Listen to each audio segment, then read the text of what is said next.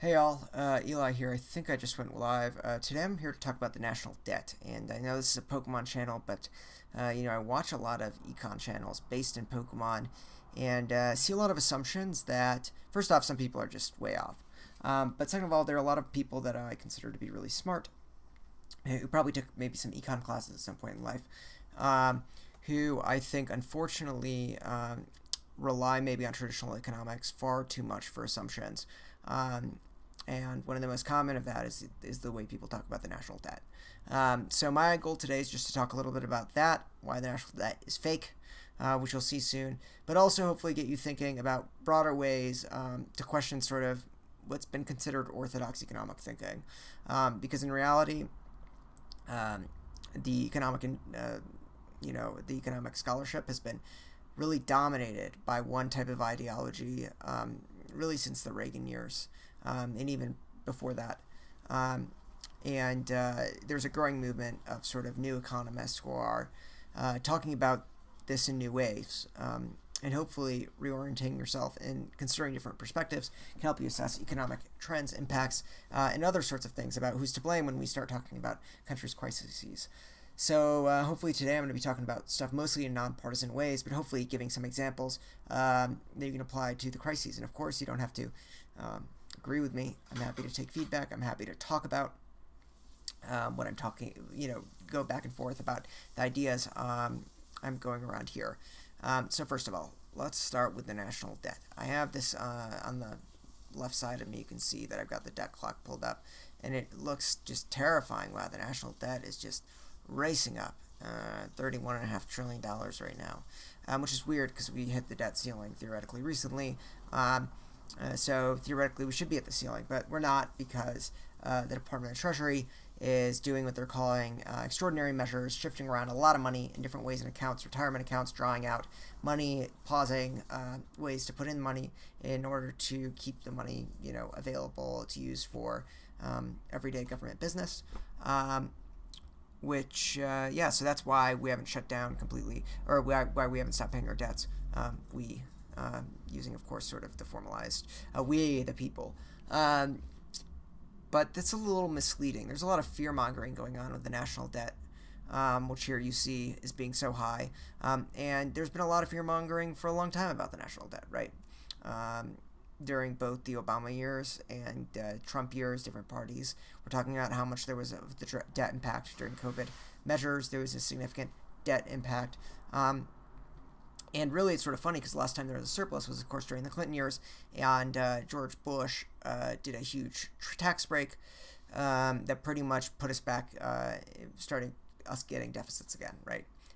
There was a financial crash in 2008 that contributed, right? There's many crises for which we have spent money, we as in we the people, again, not me personally or you personally.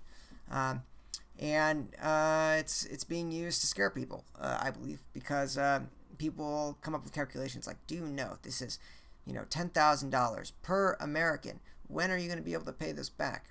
Or more than that, probably it's way more than that, 100,000. I don't know, whatever the number is. This is a debt for the future that you'll have to pay back. This is a huge misunderstanding of what the national debt is and why it's not really debt in the way that we think about it, you and I, in the way that we have debt.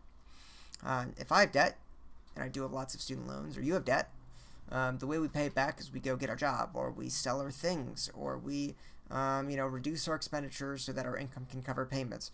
We borrow money. We get gifts from people, right? There's any number of ways that I'm going to go ahead and close this this national debt here too. I'll come back to some of the screens because there's some articles I want to talk about. Where is that? So pretty much, lost my train of thought. Oh yeah, so the way we address debt is we have to pay it down, right? That's a pretty normal way. Also, the same thing for local governments and state governments.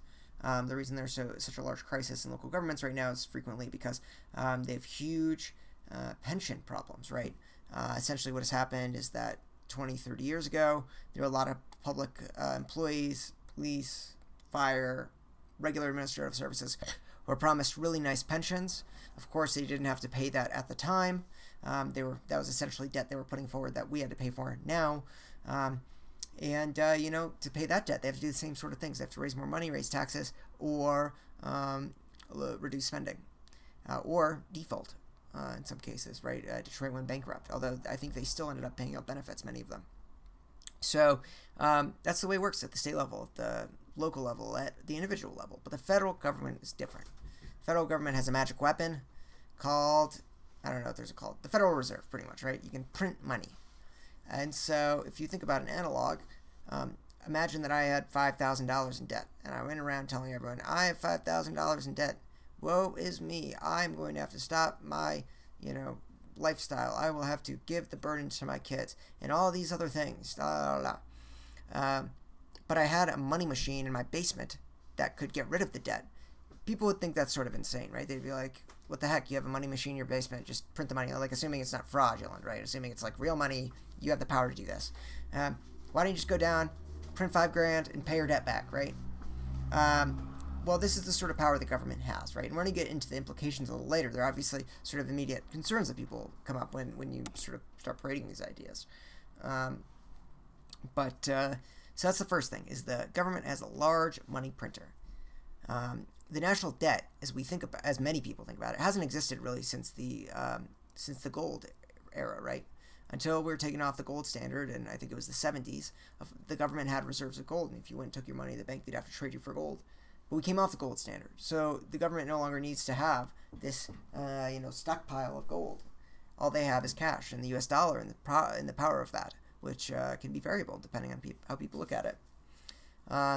So, in terms of an easy exercise, you think about it. There's lots of fear mongering that say, "Oh, the Chinese have $1 trillion of U.S. debt." Just think about that. What if they came tomorrow to, cash in on their debt? What would the U.S. do? The U.S. doesn't have money to pay that debt. Well, that question is sort of either willfully naive or just uneducated, because what would happen is the U.S. would get its money printers going, which that's sort of also not totally honest, because the way the Fed does cash payments, especially in large denominations, is they just do it over the computer, right? They'll just be like, oh, this bank has an extra $1 trillion now, right?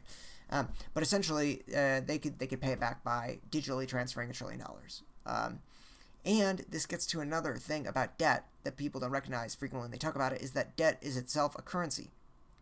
For example, many banks hold U.S. treasuries, right? Many of them, much of the debt is owned to U.S. banks, but they use that as currency. If the government owes a bank $100, for example, and the bank has to go pay someone for a product, the bank could easily, and they do this, transfer $100 of this debt to another party because they know the government will pay them back.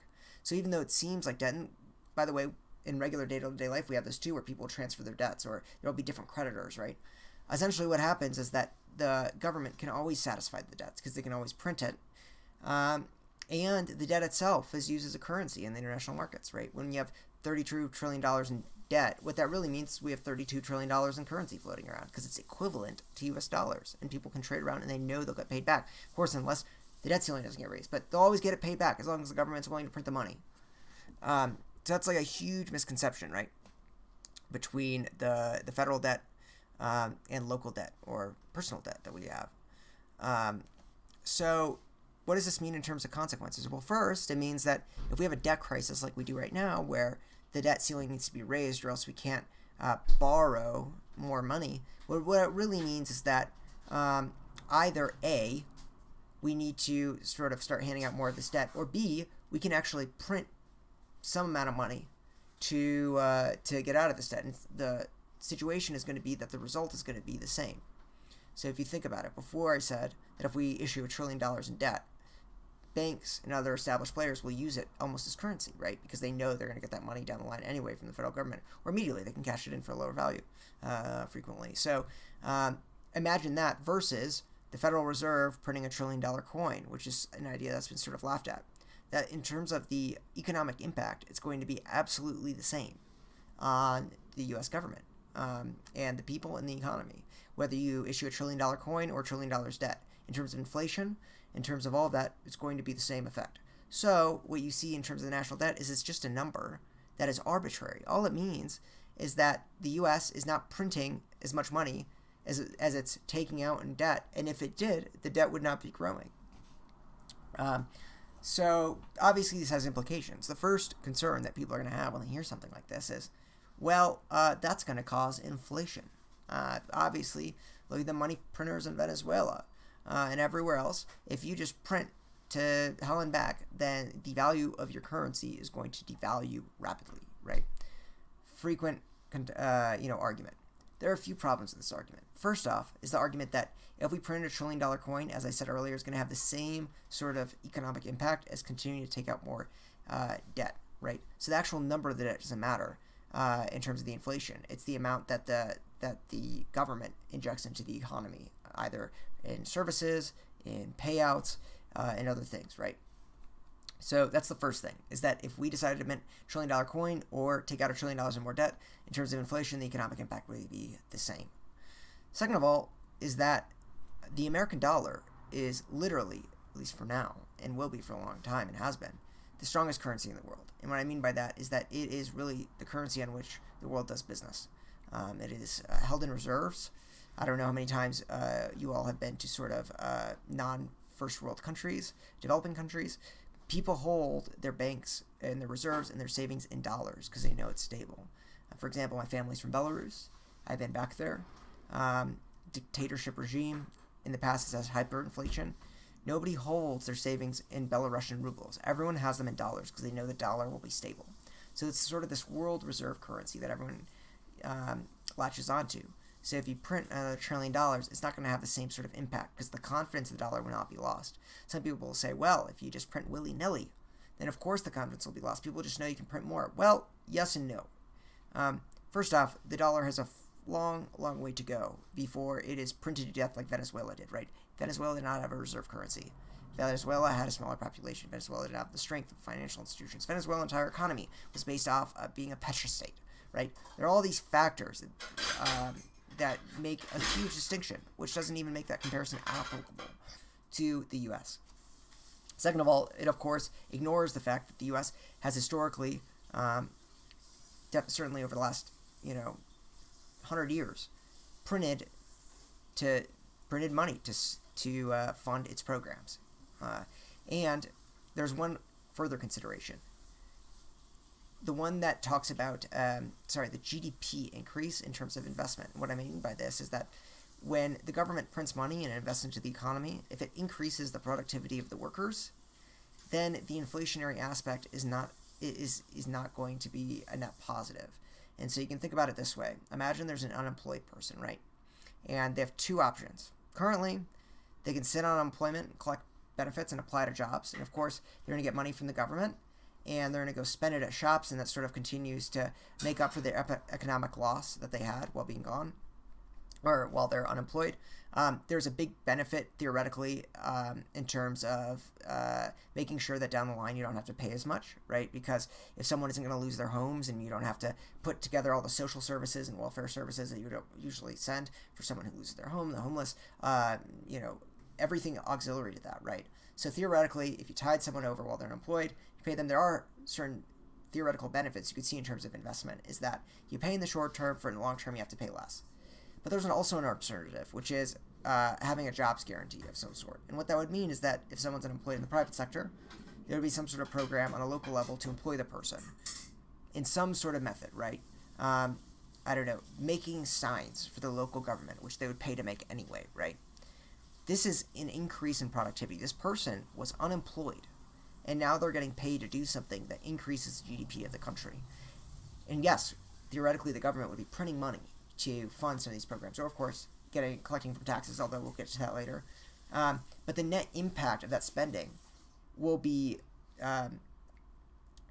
cascade down the line, because that person now has first off contributed to the economy in a way that materially increases GDP. They will have more money to spend it at the stores. The stores will have greater money. They invest in, upgrades, and there's a whole chain reaction. So those are the two big ways there that we can think about unemployment. And so in one, you're spending money to save in the long run. In the other, you're spending money to actually increase the GDP and make sure your spending increases your economy. And so a lot of thinkers on the MMT side, that's modern monetary theory, have been arguing that essentially jobs guarantee can help increase the total productivity of the country.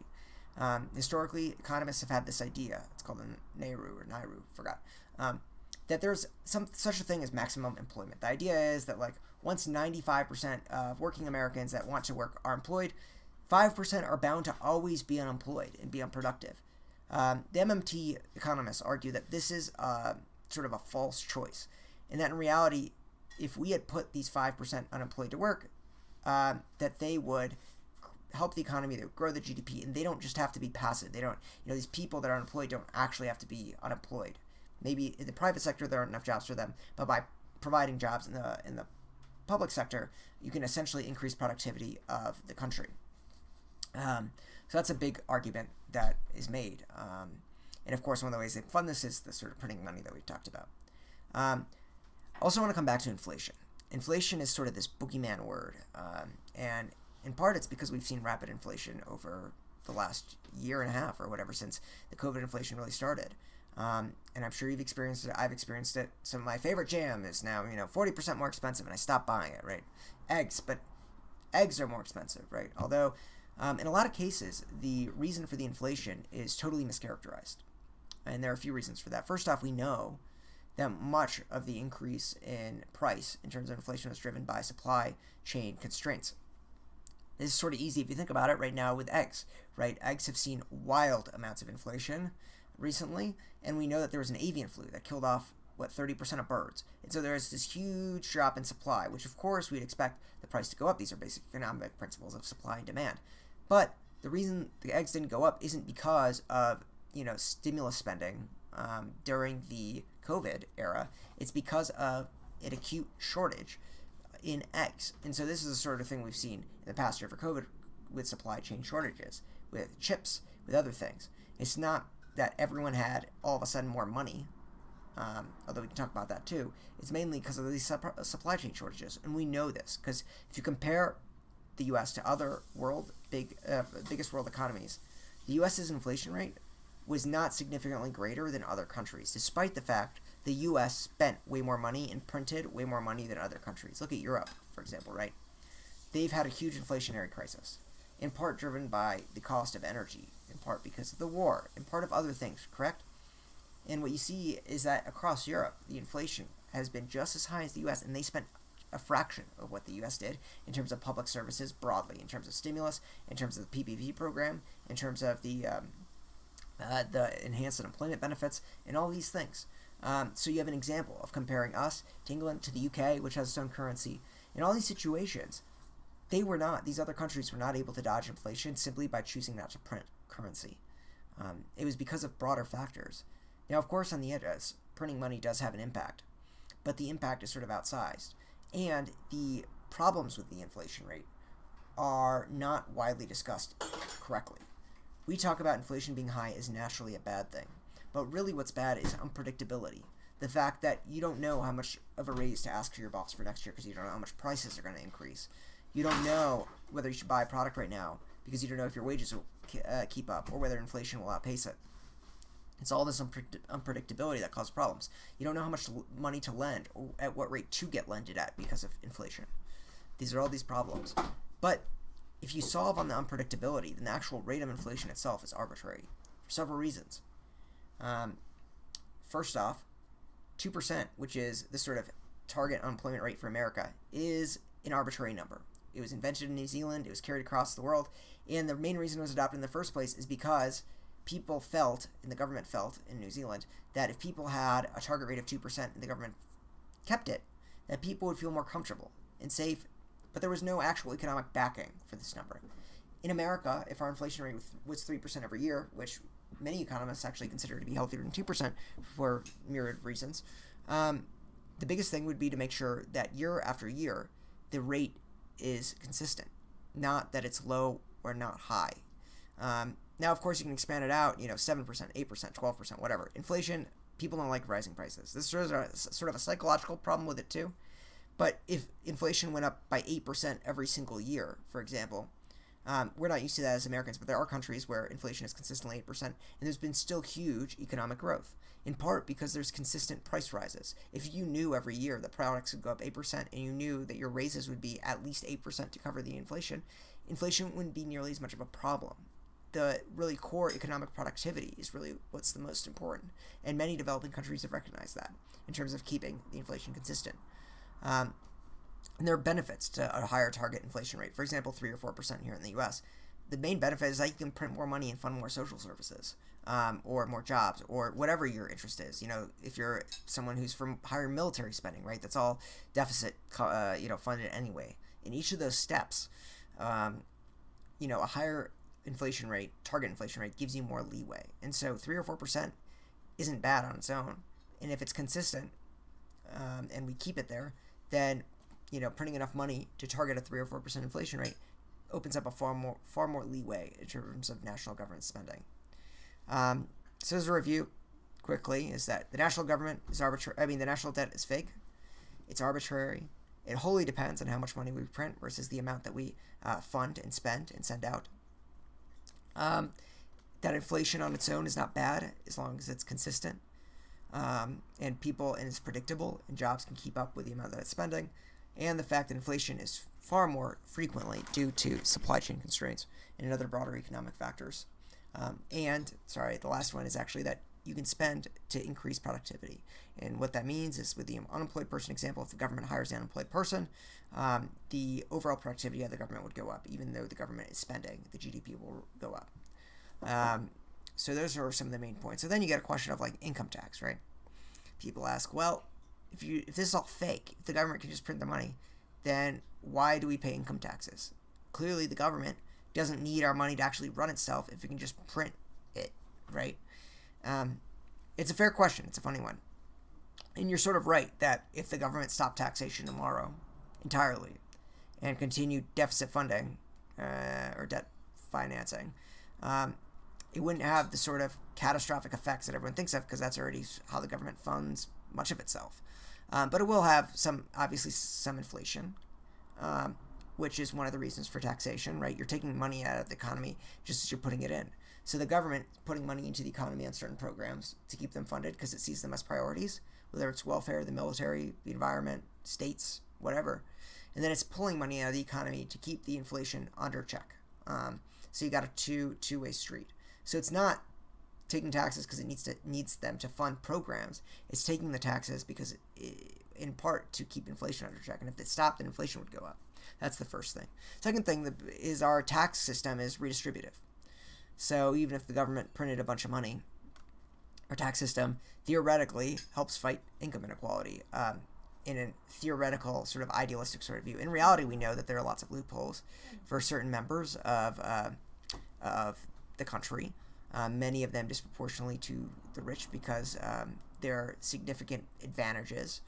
For example, the way that the basis of stocks and other sort of assets, you only pay them when you sell, the fact that you get a basis step up after you die, the fact that you get a mortgage interest deduction, whereas if you're a renter you don't, right? So you got all these things that weigh the scale in terms of one side. But the tax system is also one of the biggest welfare pretty much the largest welfare system in our country, much greater than what we traditionally think of welfare in terms of food stamps, in terms of housing subsidies, Section 8, whatever.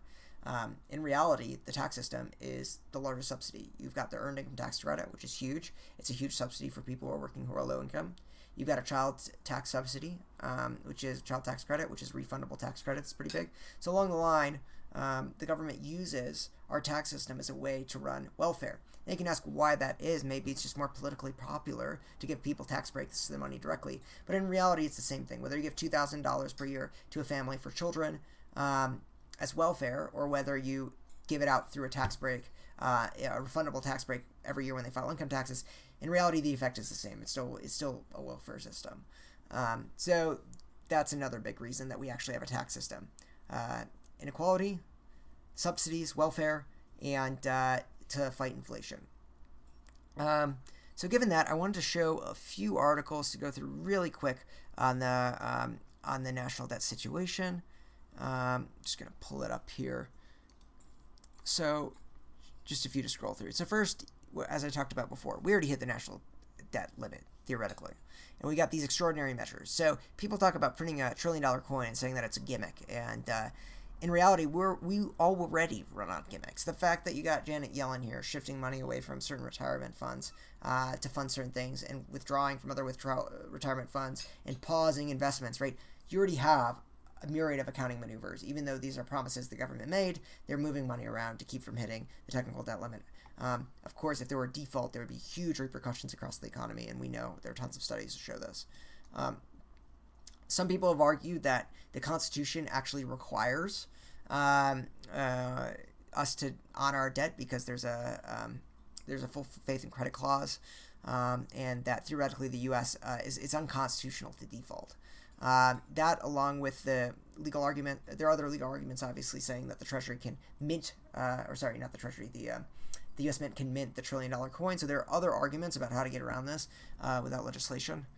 But this is a big thing. And then you got other just like stuff. At this point, people are, throwing the sink at anything they can when it comes to national debt. Here, you got Social Security. We talk about how the Social Security trust fund is going to be out by 2032, which is just as I've talked about with the national debt, red herring for multiple reasons. The first being that you only pay Social Security taxes on income up to $125,000. So if these taxes were universal for everyone at the same percentage, essentially poor people are paying more than rich people. But if the taxes were universal, then you would have more than enough money to cover everything. And second of all, of course, is the idea that that they can just pass a law to fund it, right? No matter what, to print the money to send benefits to recipients, regardless. All it takes is a law to say, Social Security will never go bankrupt. We'll send out checks, because never once has a system of Social Security actually literally been you pay taxes and it goes to the person on the other end. It is a money printing enterprise, just as it has always been. So anyway, those are some of the main things I want to talk about. Taxes, why they exist, national debt being sort of arbitrary, but that inflation matters, and how that should frame your thinking. So now in terms of Pokemon, right? We talked about, a lot of people think that the increase in the Pokemon market over the pandemic was in part because of all this money printing, right? And that because there was inflation, Pokemon products themselves are on a real basis cheaper, and this is all the spending that's happened. And I don't buy into this a lot, or significantly, and there are a few reasons for that too. First off, what we really saw is sort of huge stratospheric growth among some high value products, right? And so you got to think, who's the type of person that can buy a $1,000 slab, $5,000 slab, etc.? It's the people that are already best equipped to buy that sort of product. It is not the people whose entire decision on purchasing a slab hinges on whether they get $1,600 from the government. It's sort of ridiculous. Certainly, I think it's possible that stimulus money could have gone to get people to buy some packs. Totally down, agree with that. I had stimulus money. I spent it on Chinese food in my local neighborhood. Probably the entire check, really. I went to eat every week when I otherwise wouldn't have. So I agree with that sort of idea. But the idea that these skyrocketing rates and sort of never before seen sales of Charizards and other high value slabs is due to government spending is, to me, just very, very tenuous and likely not the reason. What really is probably the reason is you've got a lot of tech workers working from home, not traveling. They're unable to leave the country. They've got a lot of disposable income. They're rediscovering their hobby, and they're spending money in a way commensurate with their income level to make themselves happy on the hobby. So I think that's far more likely than the stimulus money that people are throwing around. And it sort of makes sense too, because we know that Pokemon is continued to be a behemoth in terms of sales, and certainly in terms of sealed product. And so you got to think that if all of a sudden people don't have extra money to spend because they have $1,500 less from the government, we would see probably a pretty precipitous decline among sealed product sales, which we're not seeing. So I don't buy that idea. For there to be, the government would have to give people a lot more money for there to actually be this huge uptick in Pokemon high premium product sales, in my view. So that's the first sort of Pokemon consideration. The second thing, and this is sort of based off the MSRP, which I'm going to make another video talking about. The idea is, I think that what really matters more is the MSRP of the Pokemon product, because people have a certain amount of disposable income frequently, and you've got to think that if people, for example, if I'm going to spend $100 on Pokemon packs and all of a sudden I can purchase 12% fewer of them because of the MSRP increase, then that means fewer packs are getting opened. And right, you think about the cascade there. That means fewer packs are getting opened. That means that fewer hits are getting pulled. That means fewer hits are getting graded. That means bulk is at a higher rate. That means it might be better. Someone making an economic decision might think it's more reasonable to buy a slab or buy a single rather than going out and trying to open packs to get them. So all of these sort of portend to, I think, a rise in prices way more than this government investment, because at the end of the day, the amount of money that the government gave people in terms of excess savings that end up being spent on Pokemon and raising demand is certainly far, far lower as a proportion than the demand side equation, the supply side equation with demand on the MSRP rise in price, because there's going to be less demand and lower supply in reality getting shifted when you have higher MSRP. And that's going to have a far more significant factor than giving a person $1,000. And I think that's borne out in the way we saw prices increase and decrease since the COVID pandemic began. All right, so that's all I got. In terms of the national debt, I recommend, if you're at all interested in what I've been talking about, these ideas, a good beginner book is The Deficit Myth with Stephanie Kelton. She wrote sort of a very accessible book that's open to everyday people to understand the way that the debt is fake and the way it works. And she has broader policy views on how, like, the implications of that in terms of a federal jobs guarantee and other sorts of programs that we should take away when we realize the debt is fake. But I won't go into those here because I try to keep this relatively apolitical, and I'm trying to just talk about the consequences specifically in terms of the way we think about the national debt. So that's one place to go. Stephanie Kelton. Rowan Gray has some writing on it. It's another academic. There's a growing movement of modern monetary theory economists. And the biggest thing I want you to take away is that everything you've heard about economics over the last 40, 50 years has been, I'm not going to say wrong, but it's certainly been sort of an orthodox perspective. And the unfortunate implication of this is that when people have heard differing views, they've dismissed it as ridiculous, insane, untenable, fairy tale thinking, and all sorts of other ideas. And not gonna lie, I used to be that way too. The first time I heard about $1 trillion coin idea, which I've got to say is now like 8 years ago, maybe 9 years ago, the last sort of real big deficit crisis, I thought it was absolutely insane, because I'd been raised on these traditional economic models, traditional economic thinking, and it never even occurred to me that this sort of thing would be possible or would work. This idea was even like down to earth, right? And over the last 10 years, what we're really seeing is a larger adoption among experts, among economists, among government thinkers, and policymakers, that this is actually an idea that should be taken seriously for the reasons that I've laid out in this video. So I hope today you don't necessarily take away the fact that I'm right about everything, or that $1 trillion coin is the way to go. But I do hope you take away the idea that modern orthodox economic thinking, the people that have led us so far in this country since really the Reagan years and before that, even really the LBJ years, like there's a long history of this, right? Are economists who have sort of enforced a scientific view on economics that enforces an orthodoxy that isn't really true, isn't the case, and isn't the way that people should approach the discipline. At the end of the day, economics should have many ideas contesting for sort of the truth. I'm not talking about fairy tales here. I'm talking about like people who have spent their lives working on economic models, writing books about economics, and who see the world differently and are pushing back against the way the views have been portrayed at every level of government for the last many years. At the end of the day, the federal government is very different from you and me. Their debt is different. And thanks. If you have any questions, I'm happy to answer them. And certainly recommend The Deficit Myth as a starting off point. And if you've already read it, I can get you other recommendations in terms of just MMT-related talk. And hopefully in the future, when you think about Pokemon-related things, these ideas are at least in the background, because I've heard way too many Pokemon YouTubers talk about the national debt as if it is a catastrophe, as if it is a imminent threat, as if it is going to take down the Pokemon market. And that, to me, is a fairy tale. Not the $1 trillion coin. The fairy tale is that this is actually a thing that's going to take us down. Well, might, is defaulting on loans. If the U.S. defaults on its debt, then yeah, that would have a massive economic impact, right? But that's not the debt. That's a decision by government to not pay its debts. Debts as in quotes, of course.